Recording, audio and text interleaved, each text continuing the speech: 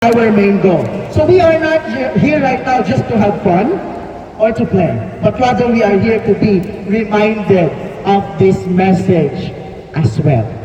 Okay? So we are here. So God allowed us to be here, to have this privilege right now, and despite of all this privilege, the joy, the peace, and the fellowship that we will going to have, dapat alam mo natin kung ano yung reason kung bakit tayo nandito. And that is to propagate the gospel of the Lord Jesus Christ. We are here to be in unity, to build relationship with each other, no? To our brothers and sisters in Christ, and to be more on fire pa sa Panginoon at para mas maging committed pa ho tayo to do the work in the ministry. So, brethren, let's enjoy this moment that we have with the Lord na ipinagkaloob niya sa atin. Okay? Let's enjoy the fellowship that we have with our brothers in Christ from TMCF, NCF, and BICF. Let's learn from one another. Okay, so wag po tayo magkahiyaan dito because we only have one God. So let's talk with each other. Let's talk about our testimony on how God changed our lives. Wag po tayong mahiya. No? Wag po kayong mahiya na kausapin ng NCF at BICF. At yung mga single ho natin sa NCF at BICF, meron mo ba dito lalaki? Meron, wala. Huwag din ho kayong mahiya na kausapin yung mga single namin sa TMCF, marami ho sila dito. No? So, huwag ho kayong mahiya. Enjoy this privilege, and to tell you this, after we depart from this place, let us not forget our main purpose as a believer. May this fellowship keeps us motivated, no? And be more encouraged. Hindi natin alam, next year matutouble na tayo in number. No, hindi na pare-parehas ng mukha yung makikita natin by the next year. No, so let's do that work in the ministry. Let us pray that we grow more in quality, and not only to grow more in quality, but let's have the desire also to grow more in quantity as well. No? You know what? Walang imposible sa Panginoon.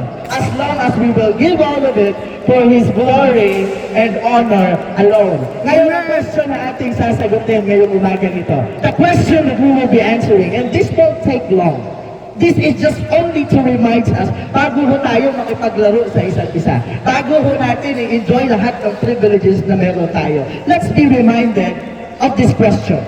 That as a believer, what are the things that we must keep in mind for us to fulfill our purpose? Ano ho ba yung dapat nating pakatandaan bilang anak ng Panginoon for us to fulfill our purpose? Sinabi ho sa 1 Corinthians chapter 9 verse 24, and that is in our main verse. Sinabi ho ni Paul, "Know ye not that which one in a race run all but one receiveth the prize? So run that ye may obtain." So yung una ho nating dapat pakatandaan, we must know our purpose. Dapat po natin tandaan kung bakit tayo nandito. So the moment we became part of the church, and as well, the moment that we will also receive the free gift of salvation, which is eternal life. So ang tanong, saved na naman po pala tayo, so bakit pa tayo tatakbo? Because we already have the expected end, and once saved, we are always saved. Bakit pa tayo tatakbo? Diyan ngayon papasok yung word na purpose, brethren. No? Tandaan natin that we are saved to serve. We are not just saved to do the things that we want to do in our life, but to dedicate our lives, the remaining of our lives, for the Lord, for His glory and honor alone, through our service. There are many forms of services that we can do for the Lord, right? And as well as we can be in different offices in the ministry. You can be a pastor. If you are called to be a pastor, you can be a devotional leader. You can be in a kids ministry. But above all that, there's one thing that all believers must do. And what is that? To become a soul winner. Do you know about that? That you are a soul winner? That you are called to spread the gospel of salvation to the lost? Baka hanggang ngayon hindi mo pa alam kung ano yung purpose mo. Now you know. Now you know that you, as a believer, should fulfill your main purpose, and that is to propagate the gospel of salvation. So you know what? Not everyone are called to be a pastor, but every believer are called to be a soul winner. Ang pag-soul win ho, hindi lang mo yan natin dapat iasa sa mga pastor natin. No? Kawawa naman ho yung mga pastor natin, lahat na lang at sina madam, lahat na lang ng ministering work ginagawa nila. The Great Commission in sharing the gospel are for all of us. And that's the blessing that I saw in TMCF. since si pastor namin nandun sa Pilipinas, so lahat kami gumagalaw. Kasi pag hindi kami gumagalaw, may pananagutan kami sa Panginoon. No? So that's also the blessing of it. Because since our pastor is in the Philippines, kaya kung dito si pastor, hayahay kami. Sa yung devotional leader, sa yung nagpa-Bible study leader, siya din yung nagpipreach kasi nga paminsan lang siya pumunta dito. And I saw the blessing out of that. The point here is, wag mo natin iasa lahat sa mga pastor natin. Napapagod din mo iyan sila. Especially sa soul winning. You are a soul winner, remember that. Now let's reflect on this. How long have you been a Christian already? How long have you been a Christian already? And ask this question to yourself. Ilang soul na ba ang nasundan mo ng gospel of salvation? Ngayon kung sasabihin mo sa harap ko na wala, then may this message reminds you of your purpose, that you are a soul winner. No? In every sports fellowship, ilang trophy na ba at ilang awards na ba yung nadala natin sa mga churches natin? Ha? Yan yung tanong. Pero sa kabilang banda, let's look at the most important thing. Let's look kung about dito, ilang souls na ba ang nadala natin sa paanan ng Panginoon? Yun yung itanong natin sa sarili natin. Maybe we are too focused on this fellowship. Okay, maybe we are too focused on these things. But let's not forget the main reason why we are here, and that is to share the gospel of salvation to the lost. In the book of Acts chapter 1 verse 8, sinabi ho dyan, but you shall receive the power after that the Holy Ghost is come upon you. And you shall be witnesses unto me in both Jerusalem, in Judea, and in Samaria, and to the outermost part of the earth. So God made us witnesses, and He enables us to become a vessel of His word so that we can share to our family, to our friends, to our workmates, and to the Thai people. Now, meron na tayong kakayanan. God gave us the capability, but somehow we are hesitant to do it because we are looking too much in ourselves kung ano yung kakayanan natin. And in this scenario, I remembered Moses. No? I remember God commanded Moses to speak and to lead the people. But knowing Moses, it was one of his greatest fear to talk in front of many people. Yan o, nang naalala ko si Moses, and we can relate that in sharing the gospel. In the book of Exodus chapter 4 verse 10, ang sabi ho dito ni Moses sa Panginoon, and Moses said unto the Lord, O my Lord, I am not eloquent. Hindi mo ako magaling sa pagsasalita. Neither therefore, nor since thou hast spoken unto thy servant, but I am slow of speech and slow to speak. So paminsan yan yung iniisip natin, hindi ako magaling. You know what? Hindi mo tayo ang makakapagligtas. Ang Panginoon lang. Your greatest ability as a Christian is your availability. Just be available for the Lord. No? And when it comes to soul winning, this matter commonly hinders us. You know? Pero ano ba ang sabi ng Panginoon? In verse 11 and 12, and the Lord said unto him, who hath made man's mouth? This is a rebuke actually. Who maketh the dumb or deaf, or seeing, or the blind? Have I not the Lord? Sabi niya kay Moses. Now therefore go, and I will be thy mouth, and teach thee what thou shalt say. So the moment we accept Jesus Christ as our Lord and personal Savior, we receive the Holy Spirit of God, and it will make us understand. If you don't understand, the Holy Spirit will teach you what to do. All you need to do is just to be under the submission and the leading of the Holy Spirit. All we need to do is just to be willing to be used by Him. Sabi nga, that whom God called, He equipped. Tandaan natin na. Now that we already know, the question is, are we willing to do our purpose? Alam mo na. Now, are you willing to do your purpose? Application. And that leads to our second point. Ang second point po natin, meron na mo tayong tatlong puntos. Second point, we must do our purpose. After you know your purpose, kailangan mong gawin. Hindi sapat na alam mo lang. Ang iba po yung knowing sa doing. Okay, so sinabi nga sa Great Commission of the Lord is that go ye therefore. So that is an action word. So dapat meron mo tayong gawin. No? So in 1 Corinthians chapter 9, verse 25 to 26, sinabi ho dyan ni Paul, and every man that striveth for the mastery is temperate in all things. Now they do it to obtain corruptible crown, but we an incorruptible. Yan yung sabi niya. And 26, I therefore so run not as uncertainty, so fight I not as one that beateth the air. Kung yung mga tao nga na walang Panginoon, grabe sila maka-effort. No? Even though they are running the race, the wrong race. Even though what they are all doing is in vain. Grabe nga sila maka-effort. Tayo pa kaya? No, na nasa tamang landas tayo. Tamang daan yung tinatakbo natin. Okay? So now that we already know, the next step would be to do it. No? God doesn't want you to run alone. He also wants you to run with your family, with your friends, with those people whom you love. Kasi nga, ang sabi sa Bible, Ephesians 5:16, redeeming the time because the days are evil. John 10:10, the thief cometh not but for to steal and to kill and to destroy. So the enemy will do everything in his power for us not to share the gospel of salvation, especially for those who are close to our heart. Kasi paano ka makakapag-share ng gospel sa taong malayo sa iyo if you yourself, your family, hindi mo nadala sa paanan ng Panginoon? So the enemy will use that against you for you not to do your purpose. You already know your purpose. I know that.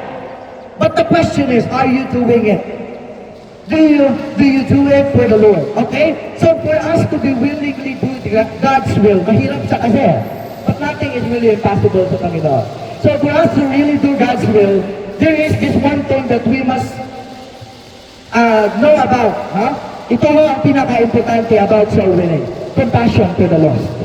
Meron mo ba kayong compassion for the lost? If you don't have, then it will be very hard for you to share the gospel. Mahirap para sa iyo yan. Sabi nga that if you love them, bring them to Christ. Now, if you don't love them, how can you bring them to Christ? Wala kang pakialam kung pupunta sila sa langit o sa interno.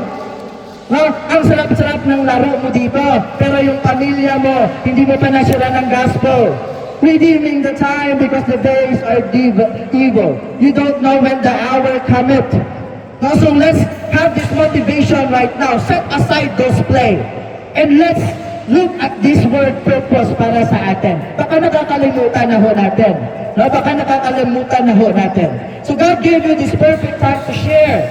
And don't waste the opportunity. Just do it. Hindi just do it tomorrow. Sabi nga sa 2 Corinthians 6:2, now is the time of salvation. Now is the day of salvation. Now is the accepted time. So every day we commit. Masakit man tong sabihin. But every day we commit the sin of omission. We keep on delaying God's word. And we are guilty of it.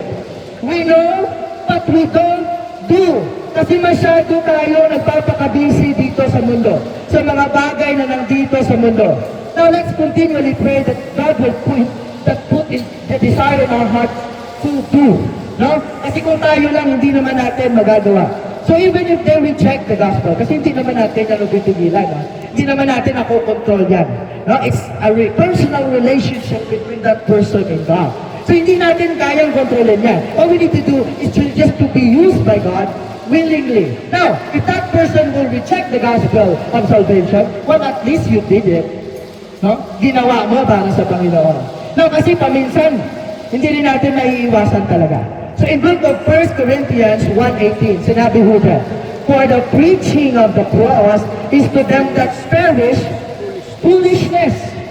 And for us, which are saved, it is the power of God. So just do your part. Kasi paminsan, naging hinder sa atin, tayo lang din Ha? Sasabihin natin, ay, hindi naman si save yan. Kasi tignan mo naman, maraming tattoo yan, dating addict yan. And to tell you this, if that is the mindset ng taong nag-soul win sa akin, wala mo sana ako dito sa harap ninyo ngayon. So let's not look at that person, let's look at his soul. Kasi kung mamamatay yan, pupunta sa impyerno yan. Tandaan mo natin yan. So just do it. No matter who that is, no matter what it is, huwag kang tumingin sa tao. Because everyone can be redeemed by the blood of Jesus. Even for those people who already sold their souls to the devil. So grabe, no? Everyone can be redeemed by the blood of Jesus. So kung ayaw mo nilang tumanggap, do not be discouraged and do not stop. Kung ayaw nila, no matter what happens, just continue in doing it. And that leads to our third and final point. Okay? Parang excited na tayo sa game natin, Isang puntos na lang. So tandaan na natin, you already know your purpose, okay? The second one is you must do your purpose. And the last one would be, we must continue in our purpose. Tandaan na natin yan. Sabi ni Paul, in 27, I keep under my body and bring into subjection lest that by any means, when I have preached to others, I myself should be a castaway. So na-discourages the Church of Corinth how immature they are. Huh? So, but that also encourages him to continue. Kung sino ba naman ang makapagbabago sa mga tao ngayon? Ang Panginoon lang. So kung magtitingin ka sa tao, titigil ka. Huh? So ganun din dapat yung mindset natin. It is really normal for us to be persecuted, to be treated as a castaway, because we stand for the truth.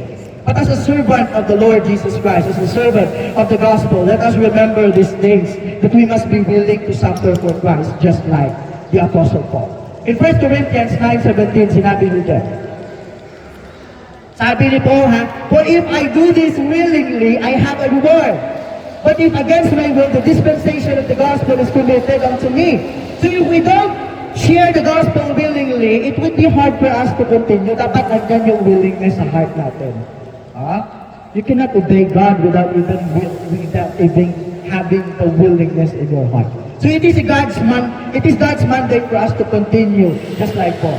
So kung may season man sa life natin na parang, napapagod na ako, nakakaano na talaga ito, nakaka-stumble talaga siya, parang titigil na ako talaga sa pag-minister sa Kanya.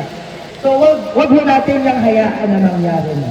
Sabi nga, season na yan ang buhay natin. Sabi nga ni Paul kay Timothy, preach the word, be instant in season, out of season.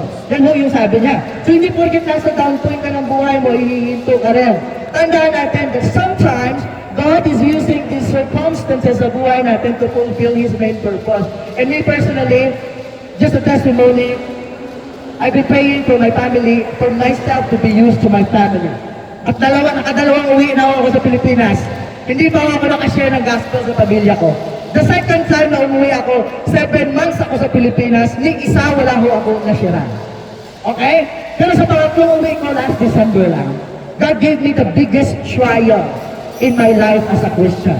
But He also gave me the best opportunity for me to share the gospel to them. 7 araw lang ako sa Pilipinas, but I share the gospel to my family. And to God be the glory with that. Okay? So, makikita ho natin, na it doesn't mean kung 7 months ka man or 7 days ka lang.